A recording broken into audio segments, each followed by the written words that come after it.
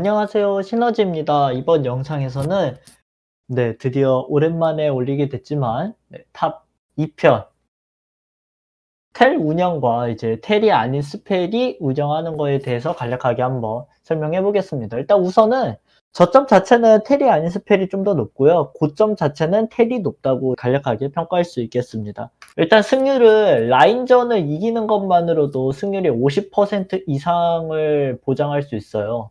왜냐면 그 이유가 일단 라인전을 이긴다는 것 자체가 할 수 있는 게 많아지는데, 그래서 첫 번째가 선택지가 많아지고, 두 번째가 상대 라이너를 지우기가 편해지고, 세 번째가 이제 주도적으로 무언가를 내가 할 수 있다는 거죠. 그러니까 보통은 수동적인 플레이가 자주 나오는 반면 능동적으로 할 수 있다 이 말이에요. 네 번째는 이제 내가 너무나도 잘 컸기 때문에, 라인전을 이겼기 때문에 다른 라인에게도 압박을 줄 수가 있습니다.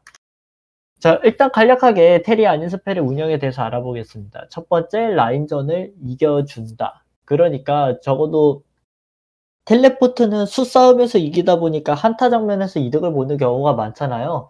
그래서 그러한 변수에 있어서 조금이라도 덜 피해를 주기 위해서는 라인전을 일단 이겨줘야 돼요. 라인전을 이기면서 상대방을 지우는 게 핵심이라고 보시면 되겠습니다. 일단은 불리한 상성에서 이렇게 강한 스펠을 들게 되면은 최소한 반반 이상을 갈 수 있는 장점이 생겨요. 그거를 기점으로 이제 여러 영역으로 확장시키면 됩니다. 자, 상대도 텔레포트가 아닌 스펠을 들고 왔다면 상성에 맞게 플레이를 할 수밖에 없겠습니다.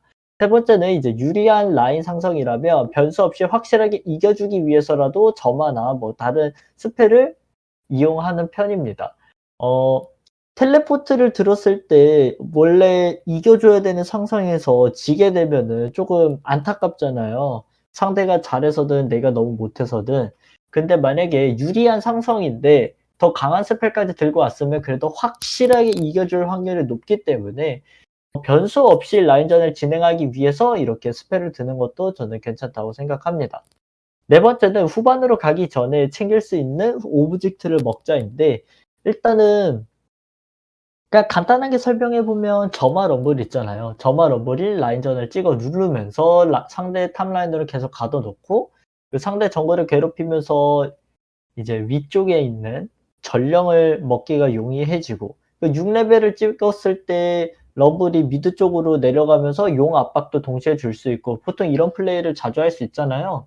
그렇게 후반으로 가기 전에 챙길 수 있는 오브젝트를 먹을 수 있으면 정말 좋습니다. 다섯 번째는 스펠 교환을 통해서 킬각을 좀 더 용이하게 보는 건데, 스펠마다의 쿨타임 차이가 있는데 상대는 전멸을 텔레포트고 나는 전멸을 점화라고 칠게요. 점화는 쿨타임이 210초마다 돌 텐데, 그럼 내가 점화를 걸어서 상대를 플래시를 뺐더라면 다음 점화 타이밍에는 상대가 플래시가 없을 확률이 높으니까 그런 빈틈을 노려가지고 킬각을 만들어내는 것도 굉장히 좋습니다. 이렇게 해가지고 뒤로 파생되는 이득을 끌어올 수 있다는 거죠. 여섯 번째는 후반에 텔레포트에게 밀릴 운영을 대비해서 경고하고 확실하게 가져가자. 제가 아까 전에 설명했듯이 변수 없게 가져가는 게 일단은 핵심이 되겠습니다. 일곱 번째는 상대는 라인전에서 텔레포트로 죽어도 바로 복귀가 가능한 것을 인지하자. 이건데, 그러니까 내가 라인이나 이런 것들도 어느 정도 설계에 염두에 두고서 과감하게 하셔야 된다는 거죠. 내가 라인이나 이런 것도 신경 안 쓰고 그냥 단순히 킬만 땄다고 하면은 상대가 텔레포트로 와가지고 나를 오히려 죽이면서 더 큰 손해를 불러일으키는 경우도 꽤나 많거든요. 그래서 이런 부분을 어떻게 하면은 내가 좀 더 섬세하게 할 수 있을까를 꾸준히 연구하셔야 됩니다. 자, 이제 다음으로 텔레포트 운영인데, 텔레포트가 일단 라인전에서는 확실히 상대가 이제 유채화, 점화 뭐 이런 것들보다는 약할 수는 있어요. 대신 장점이라면 보통은 복귀텔을 한번 쓰게 되잖아요. 복귀텔을 한번 쓰게 될 때 일단은 상대랑 딜교를 좀 과감하게 해서 피를 빼놓고 텔레포트를 타고 와가지고 풀 컨디션으로 다시 라인전을 하는 편이 좋습니다. 그러면 상대는 체력과 만화를 100%씩 가지고 싸우는 반면 저는 200%씩 거의 가지고 싸울 수 있다고 할 수 있겠죠. 자, 그래서 일단은 대표적으로 첫 번째는 손해를 보더라도 금방 메꿀 수 있다는 게 장점이고요. 두 번째가 이제 상대의 빈틈을 캐치하기가 쉬워진다는 거죠. 바텀으로 10분 이후에 텔을 타면서 상대방을 이렇게 괴롭히거나 또는 여러 가지 창의적인 플레이를 이뤄낼 수 있겠죠.